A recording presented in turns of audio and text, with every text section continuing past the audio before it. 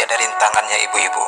Dan rintangan paling berat seorang istri di pernikahannya adalah ketika mendapati suaminya berakhlak buruk, apalagi sampai bermaksiat dan selingkuh. Jika di keadaan seperti itu lalu melintas di pikiran ibu-ibu untuk menyerah dengan pernikahan, maka saran saya perbanyaklah istighfar, ingat anak-anak, dan ingat pesan saya, kehidupan ini hanya sementara. Maka biarlah Anda sakit untuk yang sementara ini, namun anak Anda tidak menjadi korban atas keburukan ayahnya. Di dunia ini kita senangnya hanya sementara ibu-ibu, sakitnya sementara, dan luka ini pun hanya sementara.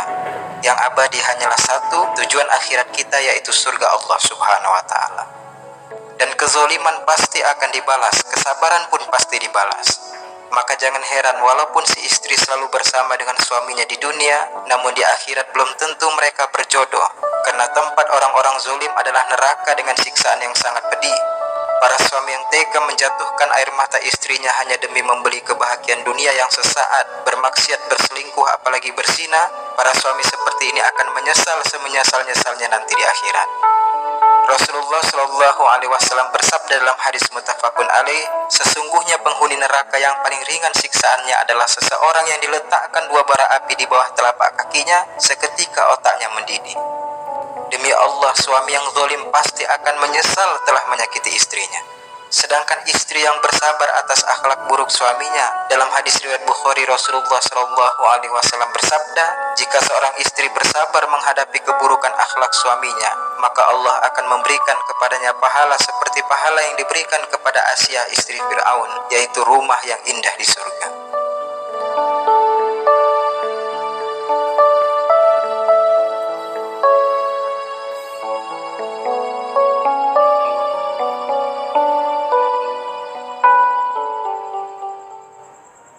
Semua pernikahan pasti ada rintangannya ibu-ibu. Dan rintangan paling berat seorang istri di pernikahannya adalah ketika mendapati suaminya berakhlak buruk, apalagi sampai bermaksiat dan selingkuh. Jika di keadaan seperti itu lalu melintas di pikiran ibu-ibu untuk menyerah dengan pernikahan, maka saran saya perbanyaklah istighfar, ingat anak-anak, dan ingat pesan saya, kehidupan ini hanya sementara. Maka biarlah Anda sakit untuk yang sementara ini, namun anak Anda tidak menjadi korban atas keburukan ayahnya. Di dunia ini kita senangnya hanya sementara ibu-ibu, sakitnya sementara, dan luka ini pun hanya sementara.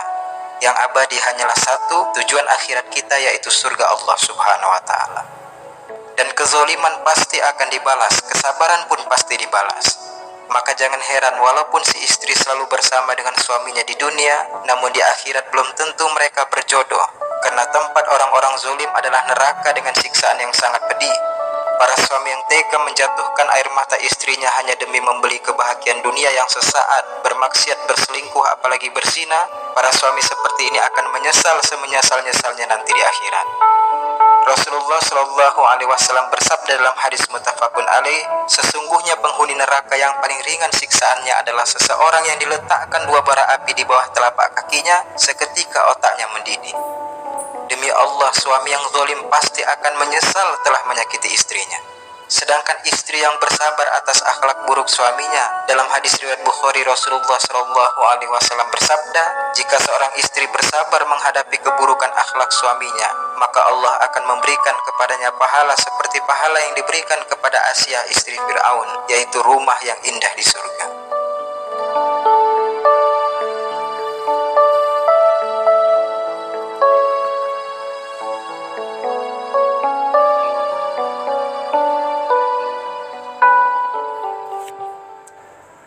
Semua pernikahan pasti ada rintangannya ibu-ibu.